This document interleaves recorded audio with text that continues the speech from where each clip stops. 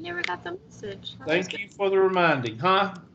I said I never got a message. I always get a message. Oh, there we go. There it is. It takes it a minute. So, all right. So we said we were going to turn off my, because I may do some writing. So I'm going to turn off my video. Y'all are welcome to turn y'all's on, but that ain't going to happen. I'm doing good to get two people to talk to me. All right. So here we go with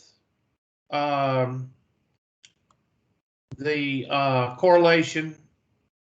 And if you look, you see the correlation is a positive correlation here.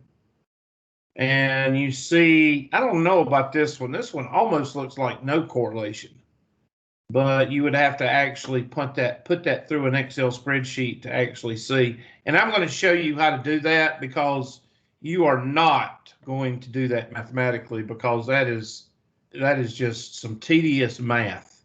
To find the best fit line, you have to do some tedious math. So this one, it's very close to no, but that point right there, I don't know. I'm very, very weary of this one. I would, if this one was on a test, I believe I would put it in my calculator, but they would have to give you the points. So the right diagram, and the right diagram discuss the type of correlation. So both scatter plots show a general trend. Okay, but positive. And the reason this one's positive is because of that point right there. If you take that point right there out, you cover it up, you just about would have no correlation. It would just about be a horizontal line. Now you have to develop, you have to develop or practice finding that line with your eyeballs. Okay, because that's what they're trying to get you to do, is just see a pattern. There's a pattern right there. And since that point is in there, there's a slight pattern like right in there, probably right in here. Because that point pulls this end up. And that's why you might have it right in here. Okay, so make sure you can look at a graph. That is a test question. I'll tell you that right now. Make sure you can look at a graph and be able to see a pattern, whether it be a positive slope, a positive correlation, a negative correlation, or a zero correlation. And remember, the slope and the correlation has a positive and negative relationship. So if the slope is positive, the correlation is going to be positive. If the slope is negative, the correlation is going to be negative. And I don't know if I went over that with y'all. I think I did. But remember, I'm teaching 4 probability and statistics courses at the same time. So sometimes I forget what I tell y'all and what I tell the 120s. But there is a positive negative relationship. Ooh, this black one is about ready for the garbage pile. I got to get some more black pens from dang old Amazon. Hold on. Sometimes this autofocus works and sometimes it don't. So I don't know what the heck's up with that. It's them damn Russians is what it is.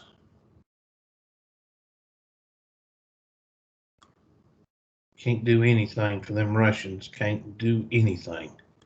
Y'all know how it is, right? Something don't go your way, you blame it on the Russians. All right, so relationship.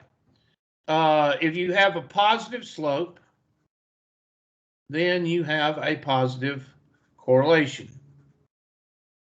If you have a negative slope, then you have a negative correlation.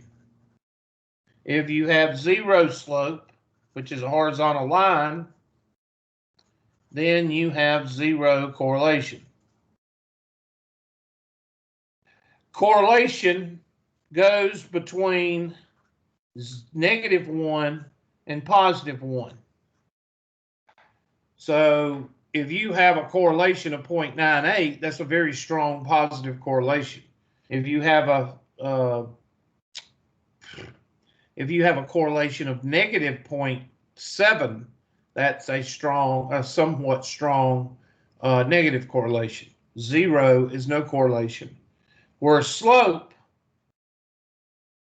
can be any number. Okay, that's the only difference between the slope and the correlation. Correlation can be between -1 and +1, and slope can be any number. So that's the only difference between the slope and the correlation. And remember, if I didn't tell you before, correlation does not equal causality, but causality equals correlation. Just because you have correlation does not mean you have causality. A Nicolas Cage movie does not make you commit suicide. But if you drink too much liquid, you know what the result is, okay, without even thinking about it. So those are just some things going into this, and I wanted to make sure I covered with you because I've been going back and forth between 120 and 103, and I forget what I tell y'all. Okay? So let's go back to the slide.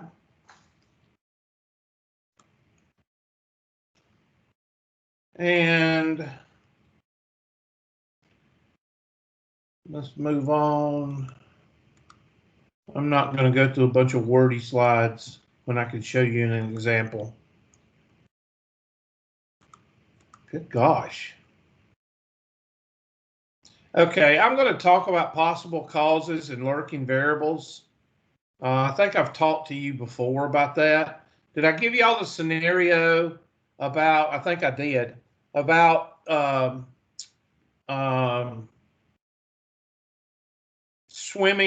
drowning rates or drowning deaths versus Rocky Mountain spotted fever? And I told you that the lurking variable was hot weather. I know I did that in the 120s, but did I tell y'all that example in here? Yes, sir. Okay, good. Well, that's what's called a lurking variable. And there may be a coincidence also, but that one's not. The example of Rocky Mountain spotted fever versus drowning deaths, that is a lurking variable of hot weather. Now, there may be a coincidence. Number two is what I just gave you an example of. Number two, a common underlying cause, hot weather. And then, let's see, one of the correlated variables may actually be the cause of the other. If you load your vehicle down with luggage and people, what's going to happen to the gas mileage? Is it going to increase or is it going to decrease? Decrease. It's going to decrease, and that's number three.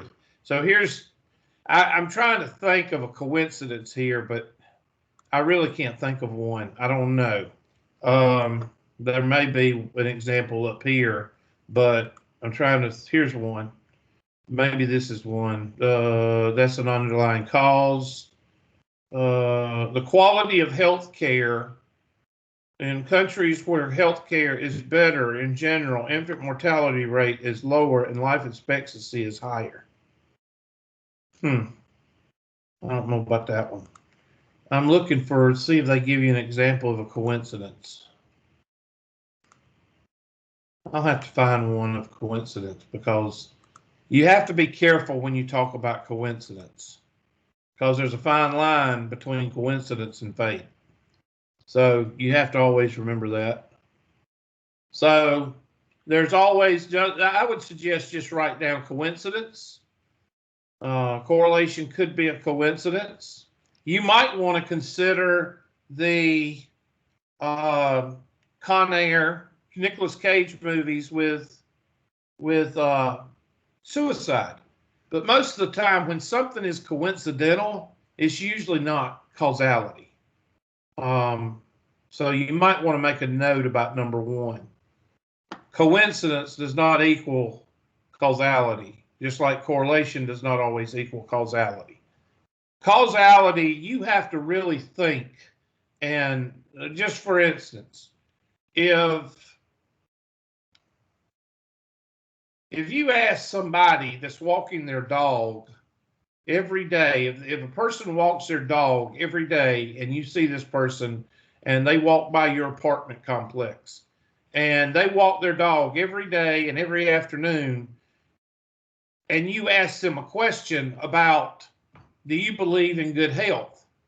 Well, chances are you're going to get a yes, because that person walks with their dog every day. That person doesn't have to walk. That person could go out, take their dog outside and let their dog do their business and then go back inside. So that would be, that's what I'm trying to tell you. Usually when you're thinking about causality, you have to use common sense. And something like a Nicolas Cage movie causes people to, commit suicide. Yes, there may be a correlation there, but common sense tells you that a movie ain't got really anything to do with somebody committing suicide. Somebody committing suicide, from personal experience, you ain't gonna know it until when you ain't gonna know it until when It's done. it's done. And I've got 3 experiences with that.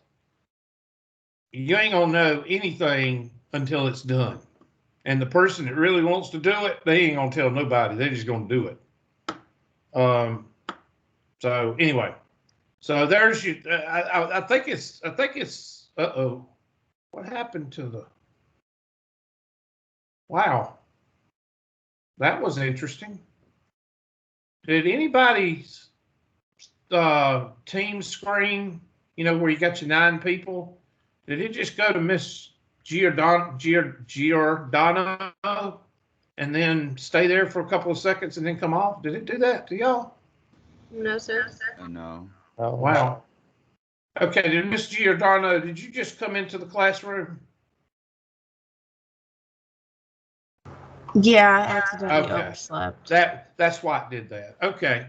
I didn't understand why it did that, but evidently you just came into the classroom. Thank you. All right. I think you need to write this down. You don't have to write, every word, but I would write correlation, maybe coincidence, and then I would put Con Air versus suicide, and then put common sense, no causality, something like that. And then both variables might have an underlying influence. I would use the example, drowning deaths linked to Rocky Mountain spotted fever by warmer weather. People get out during warmer weather. That's the underlying or the lurking variable. And then one causes the other. I drink too much wine, I have to pee. Or I load my car down or my vehicle down with people and luggage, my gas mileage goes down. So that's 3 good examples. And just remember, when you're talking about correlation and causality, you've got to use a little bit of common sense. All right, so that's 5E. I don't know why they give you 15 different. I know why. I know why they're doing all these wordy words right here, because they're trying to teach you a little bit of common sense. And that's hard to teach. Common sense is hard to teach. So anyway, I just gave you 3 good examples instead of giving you all those words. All right, so let's move on to the next section, which is 6A. Now, let me go ahead and mention 2 or 3 things right now. And the 2 or 3 things that I'm going to mention to you is kind of logistics for the class. Number 1, I'm going to try Monday to have face-to-face. Okay, that's not y'all. Darn it. We're fixing to go into chapter 6. Now, I want everybody to get out your outlines right now. And I'm going to get mine out. And let's see, there's 21 in the group. For those 15 students that haven't printed it out yet, you need to print it out. Let's go ahead and look. Here we are right here. How many sections are in chapter 6? A, 3. B, and C. 3. Exactly. So what are we getting close to? The first test. We're getting close to the first test. When I get to 6B and 6C, that's when we're getting real close. And when I get to 6C and I finish 6C, I'm going to say, okay, we're ready to take our preview test. And that'll be the next time we meet. So I'm just telling you, because I know some of y'all aren't doing your homework because I looked at it this morning. I don't know what the hell you're waiting on, but I guess the lightning hit your house and the dog died and the flood came and all that bull crap. So, but I will tell you this, 6B and 6C is going to be a good portion of your, what do you call it, test. Probably 70% of your test is going to come from 6B and 6C, and that's the actual mechanics, the math of statistics. So go ahead and write that down. About 70% of your test is going to come from 6B and 6C. All right, now that we're done with that, let's go back to the slides and go to 6A. Now, what's important for 6A? We've already talked about, we've already talked about frequency distributions. And I think we're going to be talking about that in here eventually. No, I guess not. Distribution of a variable refers to way it's spread all over. We can display a distribution with a table or graph.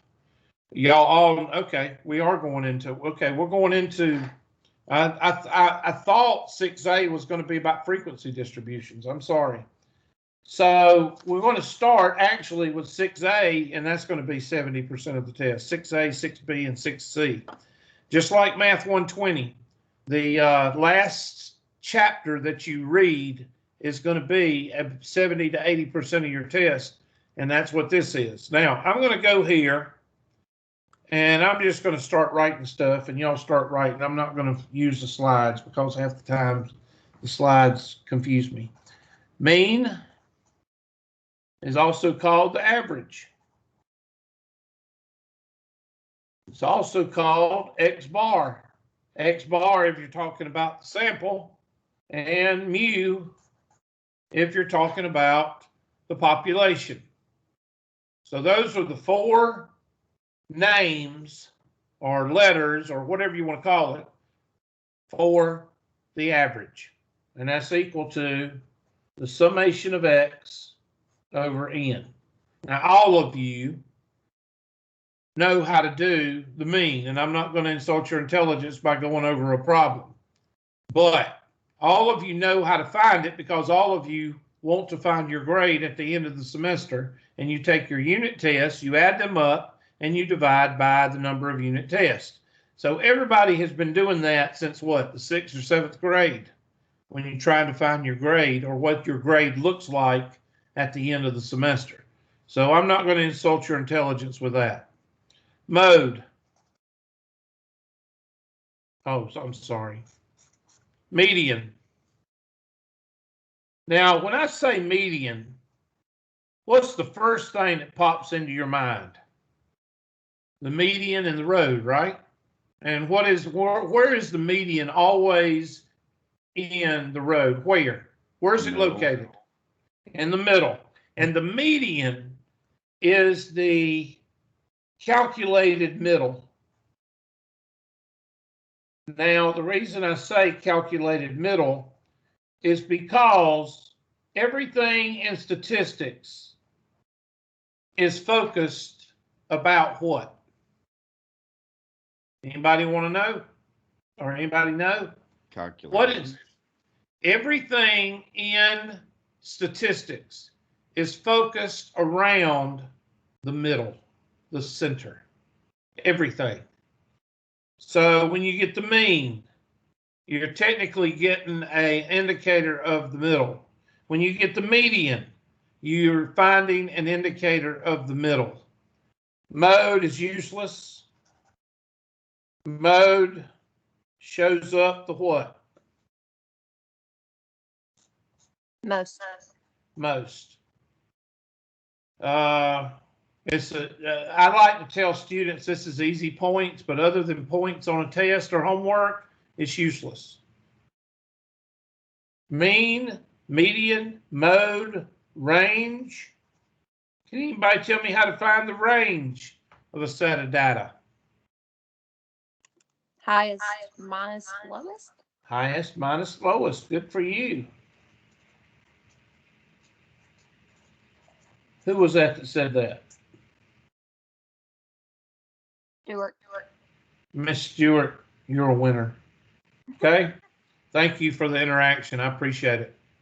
All right. So most you can have modal, meaning one mode. You can have bimodal, and you can have trimodal, and you can have polymodal. I forgot to add that. In other words, can you have more than one mode? That means I want y'all to say something. Thank you, Justin. I appreciate it. I don't mind. I can pronounce your last name, but after about 4 syllables, I usually go with the first name, if you know what I mean. Yeah. I hope you don't take offense to that. All right. Highest minus the lowest. Mid-range. Can somebody tell me what the mid-range is? Kind of like the midpoint. Anybody? Highest plus the lowest divided by what? 2. Good job. Now, I'm going to highlight 3 of the important do-jiggers. And there is the first one. Of course, these also go with it. This one. And this one. Now, why did I highlight those 3? Because they are all indicators of the center. Not the center, meaning church center. I'm talking about center. All right, C-E-N-T-E-R, center. This one is, this one is, this one is. So if your data is tight, if your data is very good, these 3 numbers are going to be very what? Close. I believe that deserves a red marker. Mean, median, and mode, I'm sorry, mid-range. If they're close, that means that your data is valid. It's very, very good data. You don't have a lot of outliers. We're going to talk about that in a minute also. And we will see this. I'll show you this when we get in the Excel spreadsheet. I'll show you what happens when the data, when these 3 are very close. Now there's 3 other things. Two other things that you may or may not know about. And that is the variance. And does anybody know what comes after variance?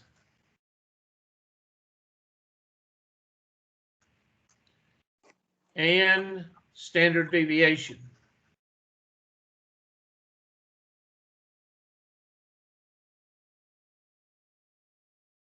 Standard deviation could also be called S for the sample and sigma for the population. Sigma is a lowercase o with a pompadour on top. You know, little squiggle on top. That's lowercase sigma. Now, how do you find the variance? Well, I'm going to give you the formula, but the formula is going to look like, oh my God, I'm not going to be able to do it. Okay. Okay, Miss Gill had to leave. I am at work. They need extra help. I will just rewatch the video. Oh my gosh, she's going to watch the video because she can't be in class. What concept? I need to tell y'all about that the first week of class, don't I? All right. So anyway, I've already had 2 emails this semester. 2 emails. I'm not going to say what class because I got 6 of them. So take your pick. 2 emails from different classes, 1 student in each class. I'm not going to be there Friday, or I'm not going to be there whatever, or I'm not going to be there what. Can you tell me what we're going to go over? Did they get a reply? Nope. Nope. All right, so the variance is equal to the summation of x minus x bar over quantity squared over n minus 1. Can anybody tell me the relationship between standard deviation and variance? Can anybody remember from high school what is the relationship between the standard deviation and the variance? Anybody? Oh my goodness. Isn't standard What? deviation the square root of variance or something like that?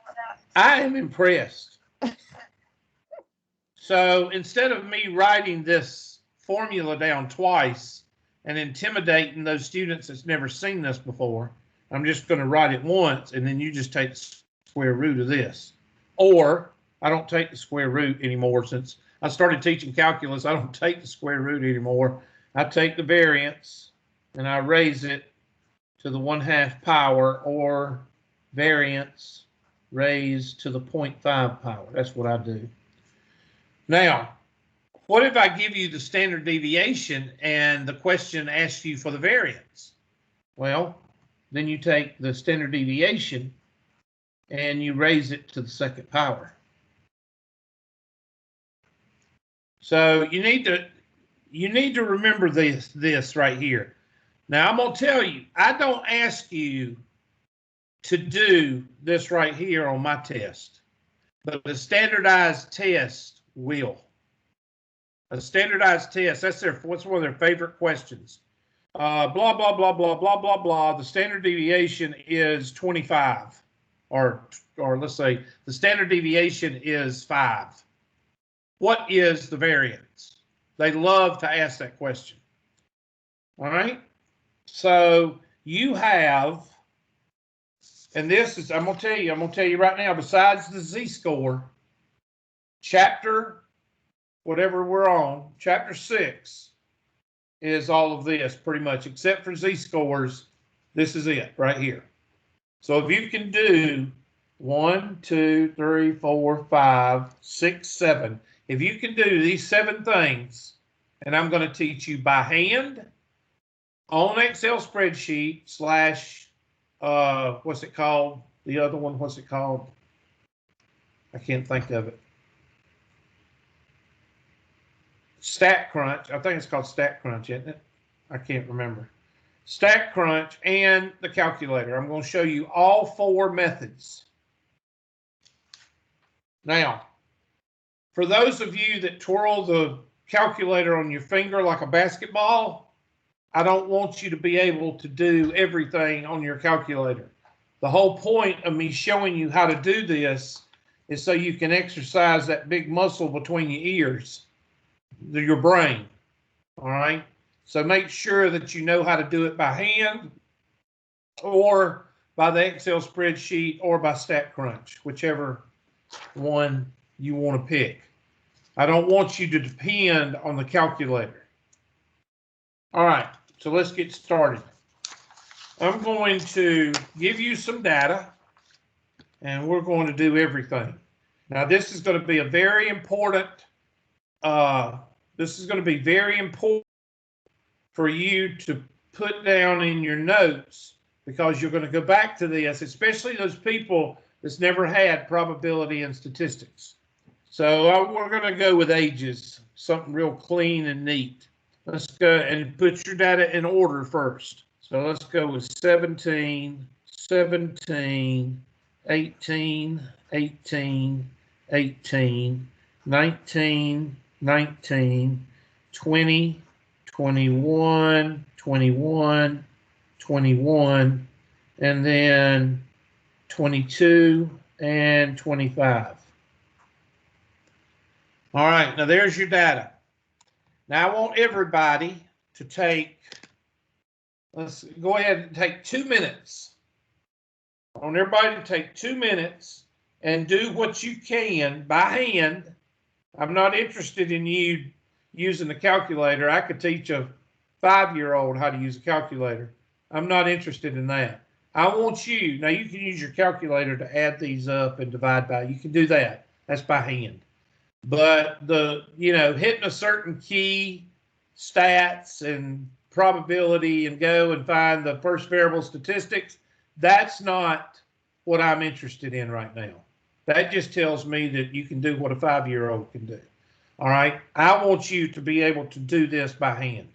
So I'm going to give you 2 minutes, and I want you to do as much as you can with that data. 2 minutes.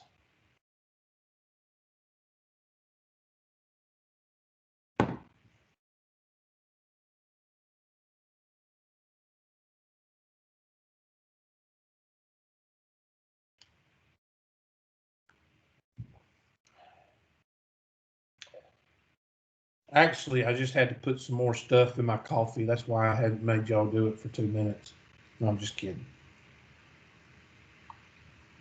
I'm not a big coffee drinker, but I'm out of Diet Mountain Dew, and when you're out of Diet Mountain Dew, you got to get caffeine somehow.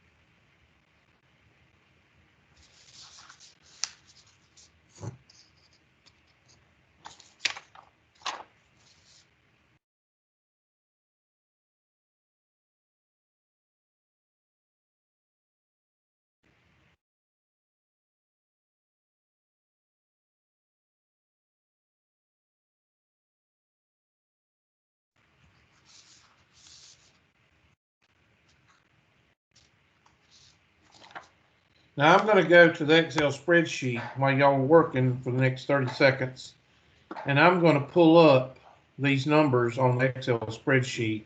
Now, why am I using the Excel spreadsheet? Because for virtual classes and for my normal classes, it's easier for me to get everything on one screen with Excel. That's why. I'm not using Excel telling you and dictating you that you need to master Excel. That's not what I'm doing for. I'm only using Excel because I can get everything on one board. Does everybody understand that? Yes or no? Yes. Yep. Thank you. 1, 2 people. Thank you. I appreciate it. I do not want somebody to say at the end of the semester that I wanted everybody to master Excel. That's not why I'm using it. Now, I'm showing those that do know how to use it. I'm showing you how to use it.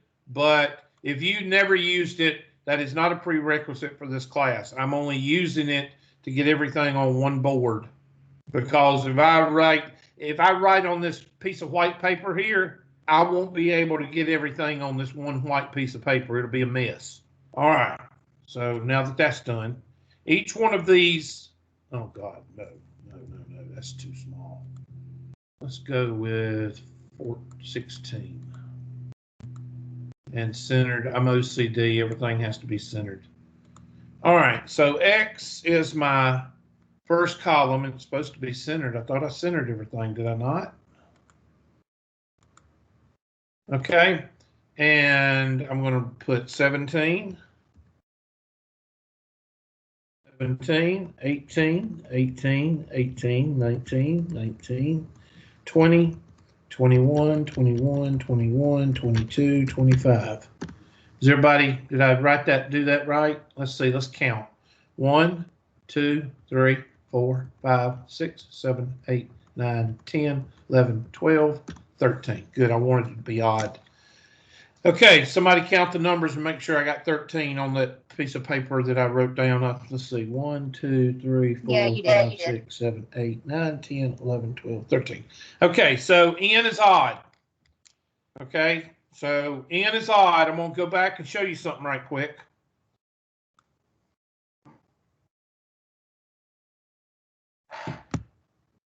When you're finding the median, and this is red, so you need to write this down. If n is odd, you just pick the middle.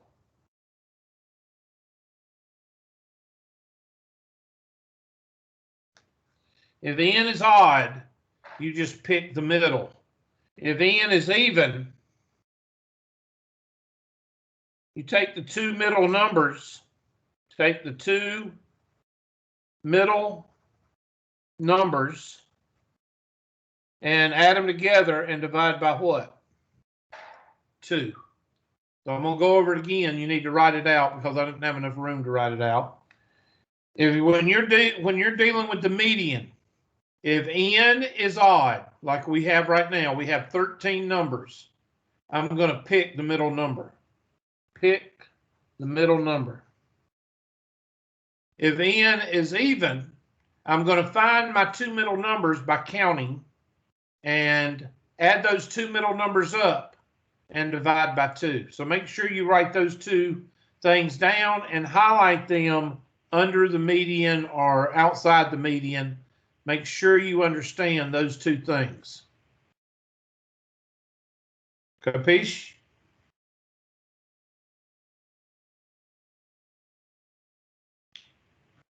Yes, Hubert, we understand. Good. Thank you for interacting. Sorry. Yes. That's all I'm right. just writing it down. That's all right. Y'all are losers. That's all there is to it. I'm just gonna go ahead and just say it. All right. So I'm gonna find my mean. So I'm gonna go over here and I'm gonna say mean is equal to median is equal to mode is equal to range, mean, median, mode, range is equal to mid-range. I'm just going to put MR, mid-range, variance, and standard deviation. Now, let me go ahead and warn y'all, we are probably going over two sections here. We are probably going over 6A and 6B. 6C is usually z-scores. So I'm going to go ahead and mention that right now. I'm going to do these things right here on every single problem we do today and Tuesday probably, with the help of you sending in questions. Hopefully I will start seeing some questions on chapter 6. Notice I didn't say chapter 5. Chapter 5 is over and done with. Okay, I might do some questions on 5E if you send them, but that's it. If you send me questions on 5A and 5C, you're going to have to see me outside of class. Okay? Because those people would put it off to the last minute and ain't got don't think I have sense enough to know that. All right, so I've got 13. What's half of 13? 6. So I'm going to go count down 6. 1, 2, 3, 4, 5, 6. And there is my median. I'm going to go ahead and mark that yellow and mark it yellow here. And why did I get my median first? Because it's easy to do. So I just got it first. You don't have to. Okay. So you should have 6 above. 1, 2, 3, 4, 5, 6. And 6 below. 1, 2, 3, 4, 5, 6. Everybody feel good about themselves? Good. Now I'm going to find my mean. I'm going to add up all these numbers. And what am I going to divide by, folks? 13. 13. Good job, 13. And there's your mean. Now let me go ahead and address something else. When do you round? You round at the very end of the problem. I'm going to go over here and I'm going to do all these numbers right here. I'm going to take them to 4 digits. Why am I doing that? Because I want to make sure I round to the first and second digit, because that's usually what tests and homework is going to ask for. Okay, so I'm going to carry my decimals to 4. You can do that with your handy dandy calculator by going to mode and going to sig fig and setting it for 6. Because how many sig figs do I have? 1, 2, 3, 4, 5, 6. Okay, now if you have one that has decimal, if it says decimal, then you would say 4. I'm going to let you figure that out on your own. Mode. Somebody tell me which number shows up the most. 18 and 21. So you put 18, comma, 21. Now I highlight this one red. Why do I highlight the mode a reddish color? Because it's the only one that's observed. You do not calculate the mode. That's why I color it red. Something else I don't like. Can't stand when it doesn't do the borders there. I'm pretty OCD about the way it does things. I'm sorry, actually.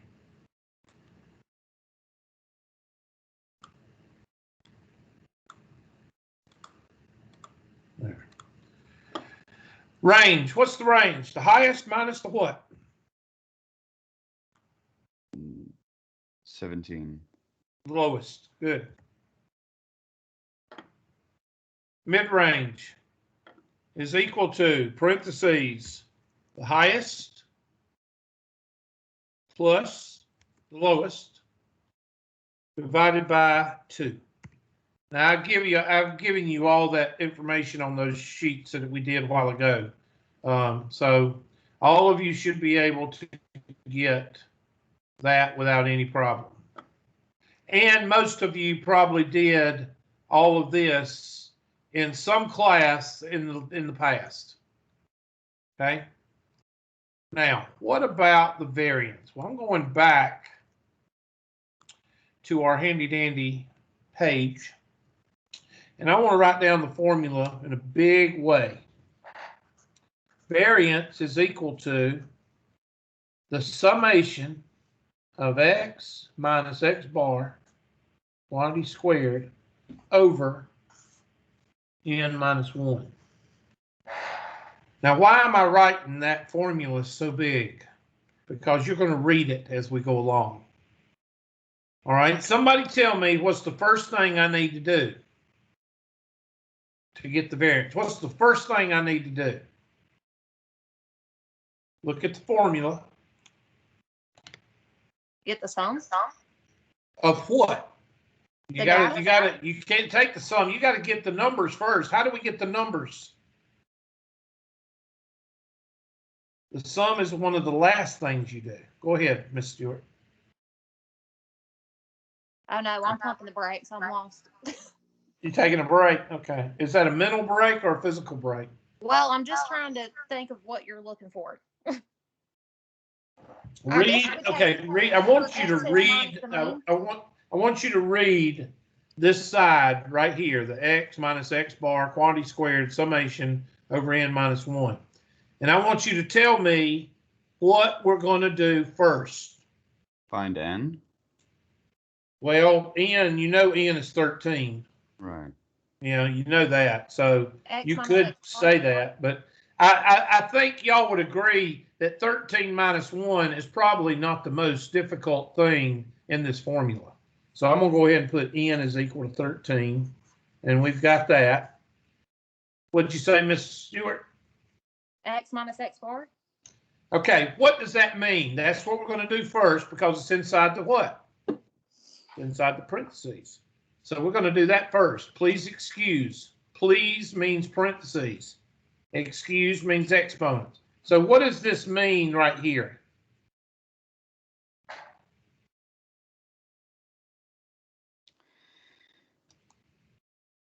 What am I going to do?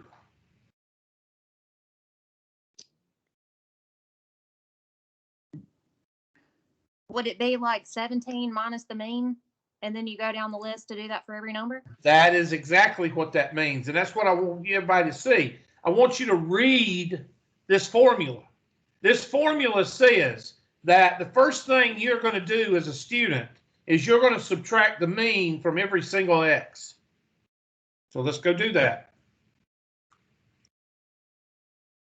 Don't be surprised. A lot of you are saying to yourself, just like Miss Stewart said, what does he want? What is he asking for? I'm asking y'all to read this formula. And see, that's what a lot of people, a lot of students have gotten away from. They don't read the formula. Well, what do? They just use a calculator. They don't read, the formulas don't even register with a lot of students.